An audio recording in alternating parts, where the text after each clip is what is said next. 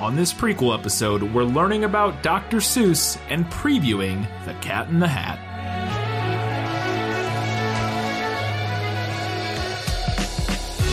Well, welcome back to This Film Is Lit Prequel Edition. You voted, we asked, you decided, because you're all terrible people. We shouldn't have asked. Nope, should have just done the Lorax or whatever.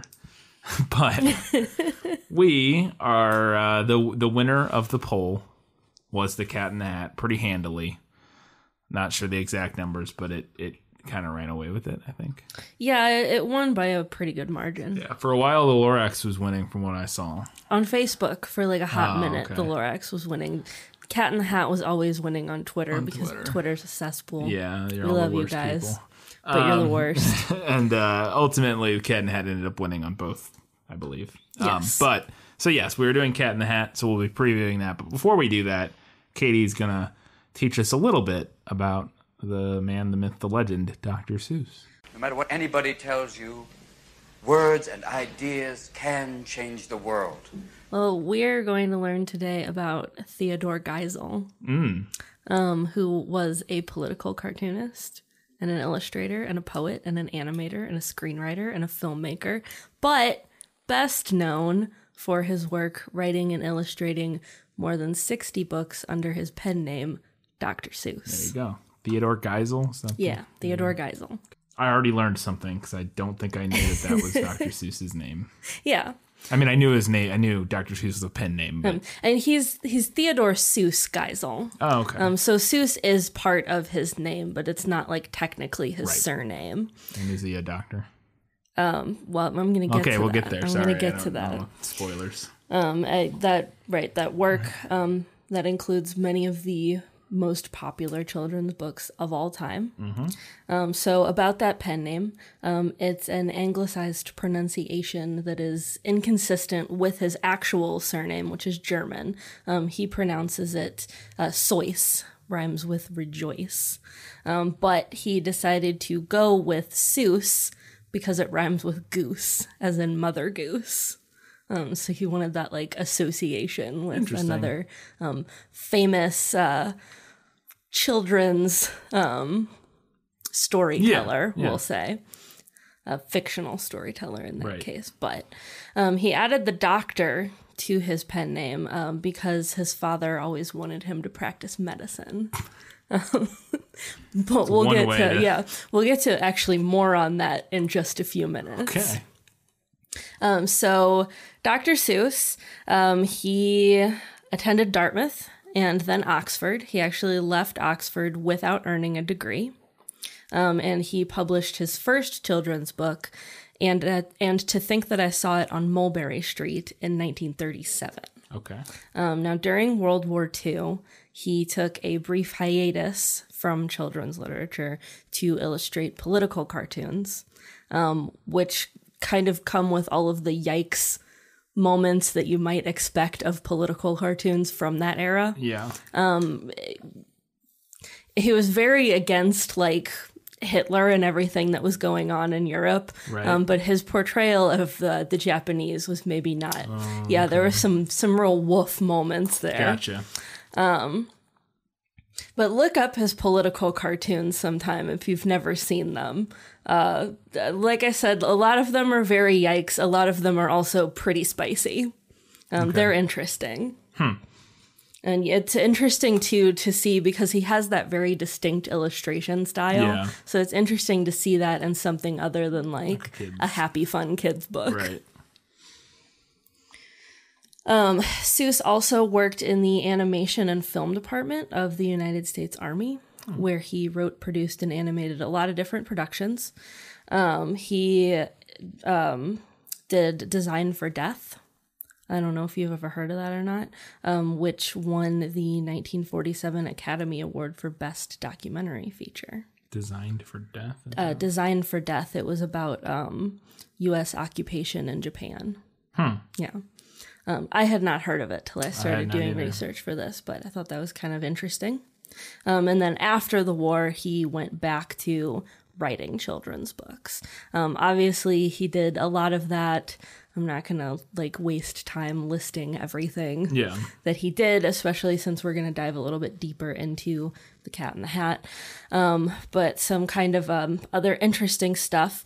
His birthday, March 2nd, has since been adopted as the annual date for National Read Across America Day, which is a reading initiative.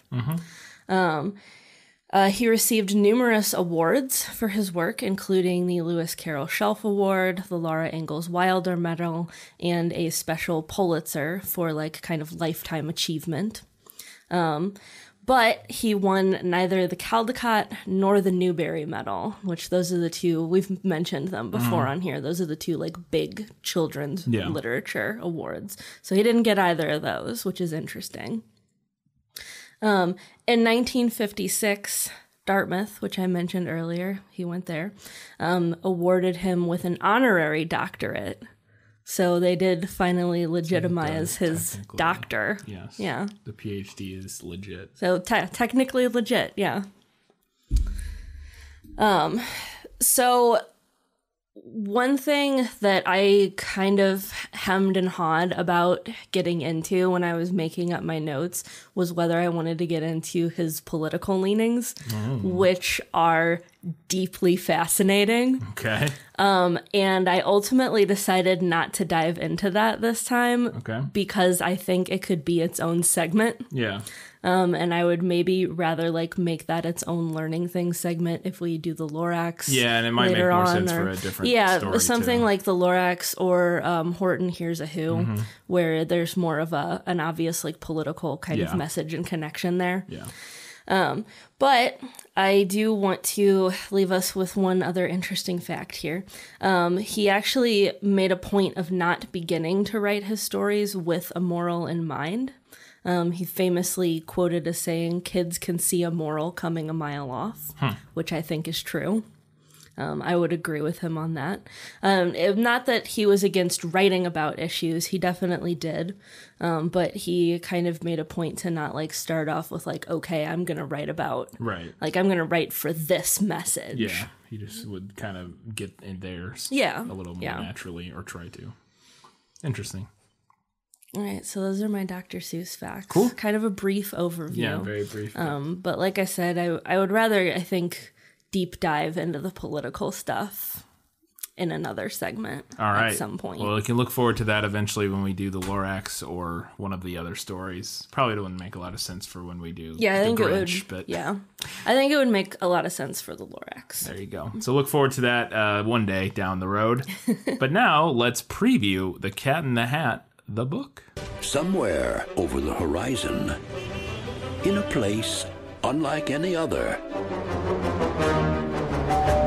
Hi, Mrs. Kwong. Hi. I'll be back in a couple of hours. Conrad and Sally Walden were inside listening to a few rules from their mother. No video games, no fighting, no answering the phone, city morgue, and absolutely no one sets foot in the living room or else. But today, while she's away, someone special will show them how to play. Who are you? Who? Me? Why, I'm the Cat in the Hat. All right, so The Cat in the Hat, first published in 1957. 3 years then after its debut, the book had already sold over 1 million copies. In 2001, Publishers Weekly listed the book at number 9 on its list of best-selling children's books of all time. So it was kind of like an immediate runaway success. Yeah. So Dr. Seuss actually created this book in response to a debate that was happening in the U.S. at that time about literacy in early childhood and whether or not traditional... we can have this debate again. Is it primers or primers? I don't know. Even know. I mean, I always used to say primers, but I feel like I've heard primers, but I've heard both. I'm not sure which is correct, or maybe both are. I don't know. Maybe both are. I don't know. I feel like that's probably a British American thing, maybe. Yeah, but I don't actually think because it does sound very much like a British versus American thing, but I don't know if it is or not. Yeah. But. All right. Well, I'm going to say primers because I feel kind of like an ass saying primers because it does sound very British. So I'm going to say primers. I apologize if that is incorrect. So there was a debate at the time about whether or not those traditional primers were effective. We're talking about the Dick and Jane, look, Jane, look, see Dick run kind of books. Yeah. So Dr. Seuss was asked to write a more entertaining primer by William Spalding, who was then the director of the educational division at Houghton Mifflin, which is a big publishing house. Now, he's given a couple varying accounts of how he created the Cat in the Hat, but the version most often told was that he was so frustrated with the word list that he was given that he decided to just scan through it and create a story centered around the first 2 words he found that rhymed, which ended up being cat and hat. And thus the Cat in the Hat was born. There you go. He's also variously stated that the book took between 9 and 18 months to create. Could have been a pretty quick study, could have taken a little bit longer. Simple things, I think, are often pretty difficult to create, so who knows? I guess it doesn't really matter. Just real quick, I looked it up. So it seems like the short I tends to be used in American English, referring to an introductory textbook. But British English, they always pronounce, like in Britain, it's unheard of to pronounce it that way, which is funny because it almost sounds like a British thing. Yeah, primer. But apparently in Britain, it's always primer. I'm going to keep saying primer because primer still makes me feel like an ass. And the American pronunciation in academic settings tends to oftentimes is with the long or the short I, but that one of the dictionaries, the OED, Oxford English Dictionary, lists both as acceptable. But that long I is probably more correct. So primer is probably more correct. Probably more correct. But primer is also acceptable, but mainly used in America. And especially particularly in like academic settings. Well, we don't maybe care. To I don't care differentiate about between academics. it and paint, but yeah. Anyways. So I want to talk a little bit about kind of like some critical analysis of the book.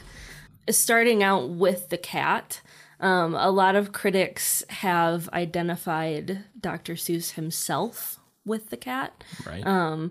In particular, Michael Frith, who worked as his editor at the time, has stated The Cat in the Hat and Ted Geisel were inseparable and the same. I think there's no question about it. This is someone who delighted in the chaos of life, who delighted in the seeming insanity of the world around him. And now we'll get into a little bit of controversy. Okay.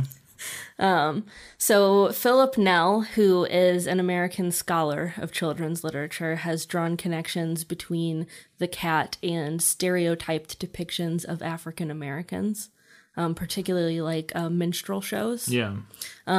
Pointing also to Geisel's own minstrel-inspired cartoons from like very early in his career.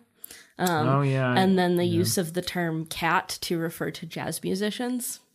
So according to Nell, even as Geisel wrote books designed to challenge prejudice, which he definitely did. Right. He never fully shed the cultural assumptions he grew up with and was likely unaware of the ways in which his visual imagination replicated the racial ideologies he consciously sought to reject. So I thought that was interesting.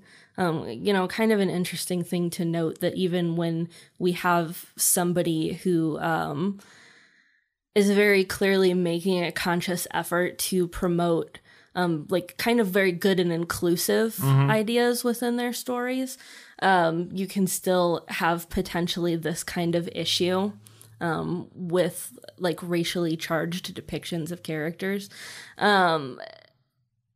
And actually, more recently, there's been a little bit of a controversy about like other depictions in his other books of like Asian stereotypes and things like that. Well, and you mentioned in the comic or the political cartoons. So I wanted to mention that because that is something that comes up when we're talking about this book. So I don't want to leave it out. I just found a thing.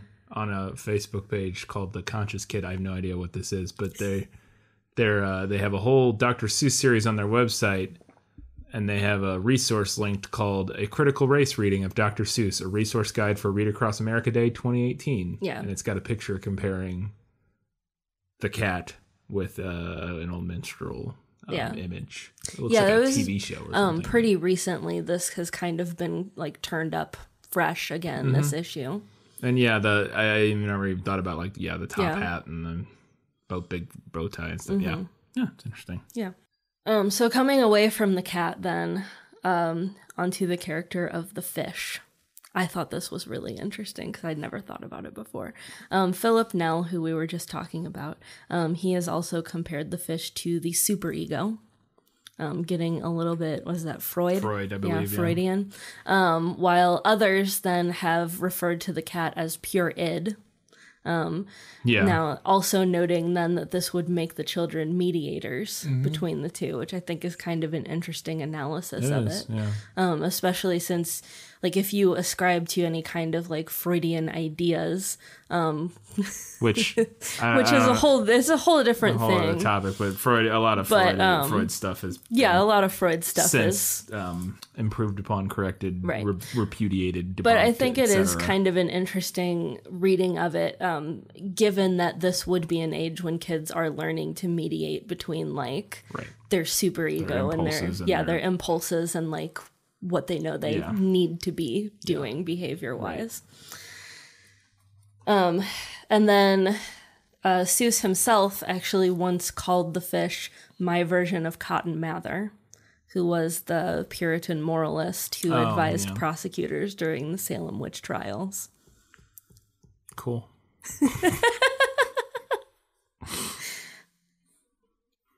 All right. Advise them how? Well, like you might expect. Okay, great. Also interesting considering a fish is a symbol for Christianity. True. Yeah. It is also true. Yeah. So The Cat in the Hat is the book that made Dr. Seuss famous. Without that book, Seuss likely would have remained a minor note in the history of children's literature. So we owe it all to the cat. This book also led directly to the creation of Beginner Books, which is a publishing house that's centered on producing books like this specifically for early readers. And what's really interesting, I think, about The Cat in the Hat is that it literally transformed the way that we teach literacy to little kids. It kind of stood for the idea that we should teach reading by phonics rather than by word recognition, which is what Dick and Jane was doing, right? That was word recognition. And it also brought about the idea that language skills, along with other subjects, but specifically language skills, ought to be taught through illustrated story rather than through primers and textbooks and flashcards and things like that. Yeah. So I'm going to leave us with a quote from Dr. Seuss, where he said, of The Cat in the Hat, "It is the book I'm most proud of because it had something to do with the death of the Dick and Jane primers." Fascinating. Let's move on and discuss the Cat in the Hat film. Get ready to experience the ultimate game of cat and house. The mother of all messes. Mike Myers. You need to clean this mess up. I'll try. You don't try, you do. Yes, ma'am.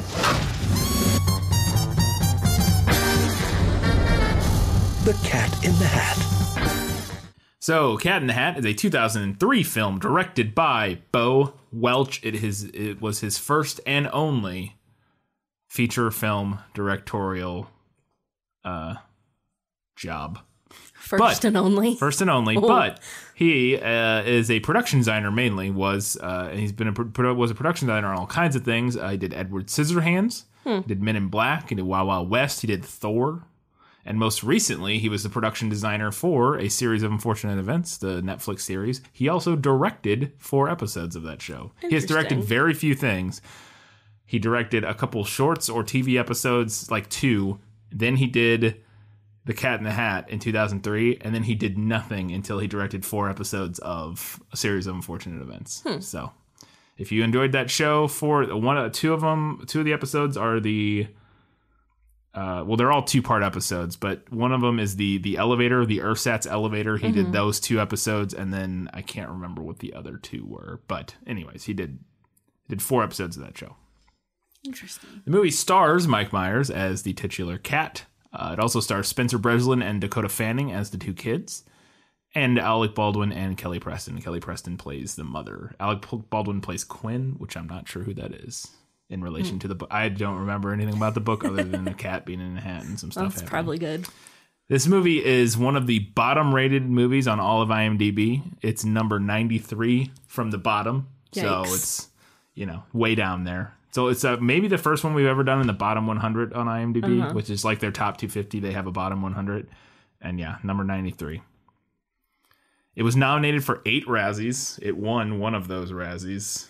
Not sure what it was now.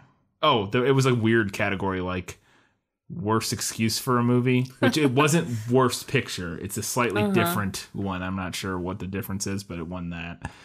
In 2010, Mike Myers was nominated for Worst Actor of the Decade for the Razzies for this and Love Guru.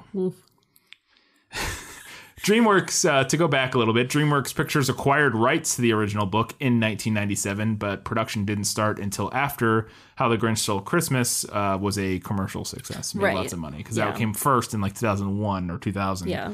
And then it made a bunch of money, and then they're like, all right, let's make Cat in the Hat. And I remember I went to see this in the theater. I've never seen this movie. Because we thought it was going to be like The Grinch. Right.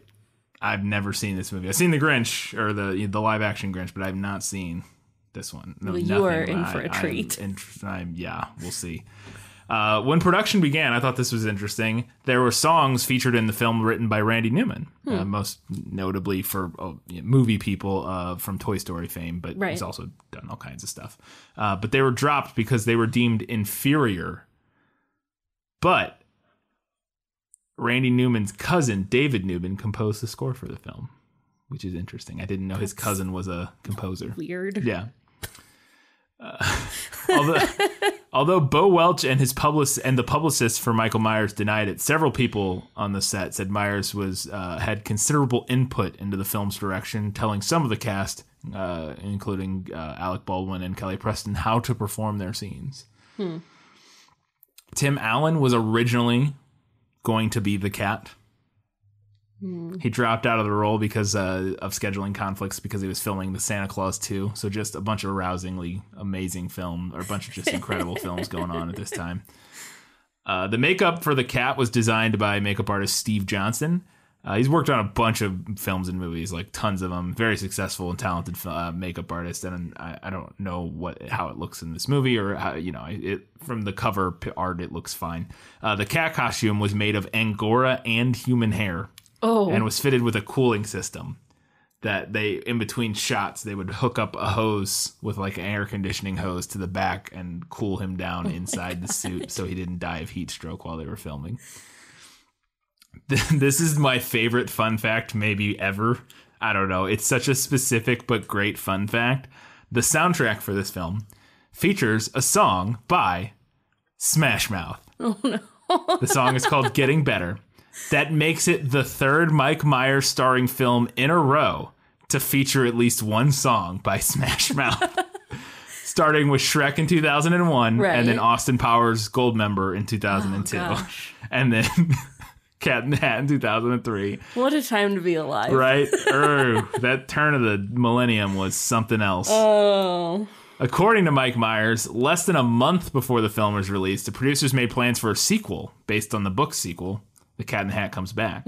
However, the Dr. Seuss's widow, Audrey Geisel, was so appalled by this movie that she decided that they could not make any more live action adaptations of her late husband's works, and the sequel was eventually canceled. Which is a thing I've heard, is that she basically said no more live action stuff, which is why they've made animated versions since then, like the Lorax and stuff, but they've not done live action since. Mike Myers' bad behavior was kind of notoriously reported on the set of him just being impossible to work with and being a nightmare. Apparently, it was later revealed that he was contractually obligated to be in this movie, and he did not want to. He did not like the script and the direction the movie was going, and he tried to get out of it.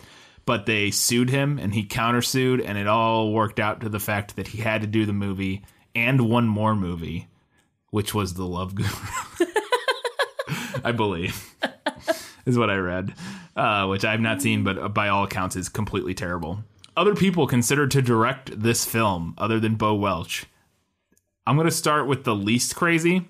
Terry Gilliam, sure. Right, makes yeah, sense. sure. Joe Dante, okay. Kenneth Branagh. Final one, apparently. Now, who knows how true this is, but this is just what I found on IMDb's trivia section. Martin Scorsese was considered to direct The Cat in the Hat. The only film I can think that's even in the ballpark of this movie is Hugo. And that's not even in the ballpark. Well, it would have been a very different movie. I mean, it's more of a kid's movie, but yeah.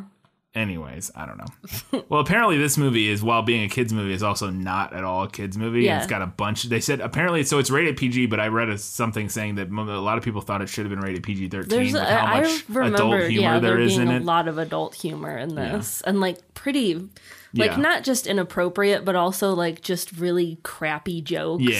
Yeah, that's the rumor that I've heard when I was doing some research.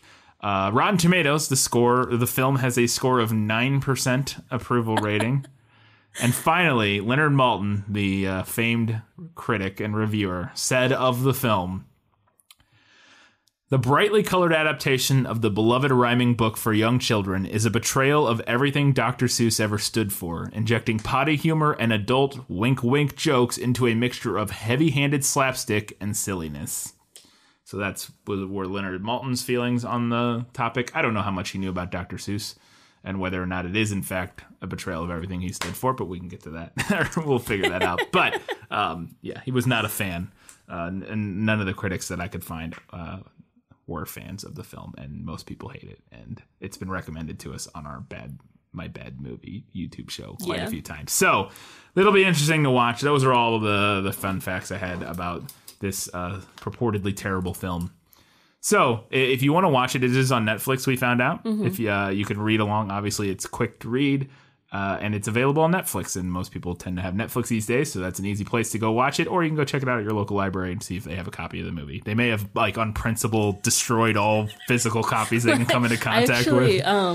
I looked before we checked if it was streaming anywhere, and it is not at our local library. Yeah. It is not at our local university library. I feel like librarians on principle of like they're like, I will not have this movie. I would have had to in a box. I would have had to I will not have this movie through interlibrary loan. Yep. Yeah. I will not watch it on a train. Yeah. I will not watch it in the rain. Yeah. So, but anyways, it is on Netflix. So yeah, 1 week. That's what we'll be talking about is The Cat in the Hat. And until that time, guys, gals, non-binary, and everybody else, keep watching movies. Keep reading books. And keep being awesome. We go backwards that time. We're mixing it up. Getting wild like the cat. I don't know. I'm hungry.